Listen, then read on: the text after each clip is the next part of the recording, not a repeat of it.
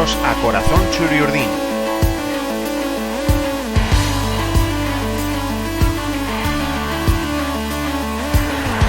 El podcast en el que escucharéis historias sobre la historia de la Real Sociedad.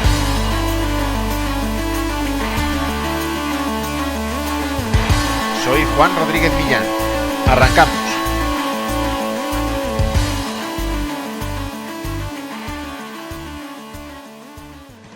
He tenido mucha suerte al poder desarrollar casi toda mi carrera deportiva en el club de mi tierra. Es distinto jugar en un club de fuera, aunque sea de los grandes, porque dejas muchas cosas en casa. Jugando en tu ciudad mantienes muchas cosas, eres una persona muy querida, los chavales se te pegan por la calle. Son muchos detalles que te hacen disfrutar mucho más de esta etapa de tu vida. Estas líneas las escribió Sebastián Ontoria para el libro Real Sociedad 50 Ligas en Primera, que publicó el diario Marca en 1994. Y demuestran que para un donostiarra hay pocas cosas más grandes que defender la camiseta Txuri-Urdin. Lo curioso de la trayectoria de Sebas Ontoria es que es un donostiarra que no tuvo la suerte de debutar en la élite con la Real, ni tampoco, por tanto, la de ser uno de los One Club Men de su historia, a pesar de haber jugado 15 años en el equipo realista, de haber disputado la extraordinaria cifra de 373 partidos entre 1941 y 1955, y la de permanecer como uno de los grandes delanteros de su historia, con 114 goles, una cifra que en su momento solo era superada por los 135 que marcó Cholín. Ontoria, que de donostiarra tenía hasta la fecha de nacimiento, el 20 de enero de 1920, comenzó a jugar al fútbol en el equipo de las escuelas de Amara y vistió las camisetas de distintos equipos guipuzcoanos en categorías inferiores, el último de ellos el Club Deportivo Baskonia de Donostia, fundado en 1928 en Amara Viejo. El paso lógico para un chaval que destacara en equipos de la provincia o de la propia Donostia habría sido llegar a la Real, pero el estallido de la Guerra Civil lo impidió para Ontoria. Tenía solo 16 años cuando se produjo la sublevación fascista. Ontoria, además de un gran amor por el fútbol, tenía una fuerte ideología comunista. Así, a pesar de ser solo un muchacho, decidió aparcar el deporte y alistarse en el batallón Larrañaga de las milicias antifascistas, obreras y campesinas, concretamente en la Compañía Lenin. No tuvo suerte durante la guerra y fue detenido.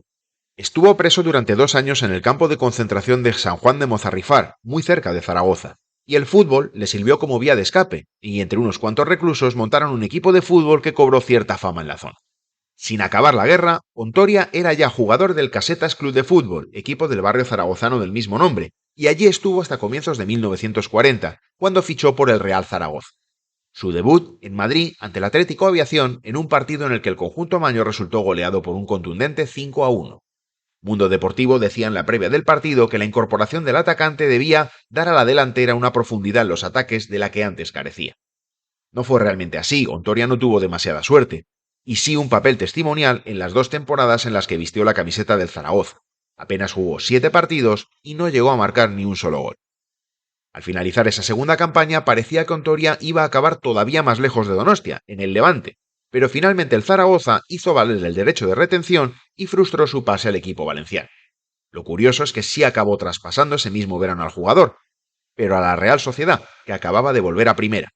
Ontoria llegó al equipo con Sebastián Silvetti en el banquillo, pero la mala marcha de la Real durante la temporada 1941-42 hizo que el club le sustituyera por Pachi Gamborena.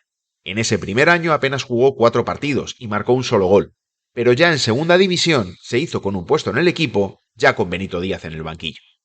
Fue el tío Benito quien le reconvirtió de delantero a medio, pero nunca perdió su olfato goleador. En ese primer año en segunda hizo 21 tantos en 27 partidos oficiales, pero después de eso, jugando desde más atrás, siempre promedió entre 2 y 12 goles por campaña. En primera división hizo 41 tantos en 206 partidos, una cifra nada mala. Benito Díaz fue su entrenador de referencia y Ontoria siempre tuvo palabras elogiosas hacia el técnico, que consideraba al jugador como su prolongación en el campo. A pesar de formar parte de un equipo ascensor que vivió 3 descensos y otros tantos regresos a la primera división, Ontoria llegó a debutar con la selección española en un partido contra Portugal en Lisboa, clasificatorio para el Mundial de 1950. Tuvo una carrera sensacional vestido de Txuri-Urdin, con seguridad unos años más tarde de lo que se habría iniciado de no haber sido una de las muchas víctimas del franquismo. Ontoria dejó Donostia en 1936 para luchar en una guerra y volvió en 1941 para defender los colores del equipo de su ciudad, algo que hizo con brillantez y luciendo además al final el brazalete de capitán.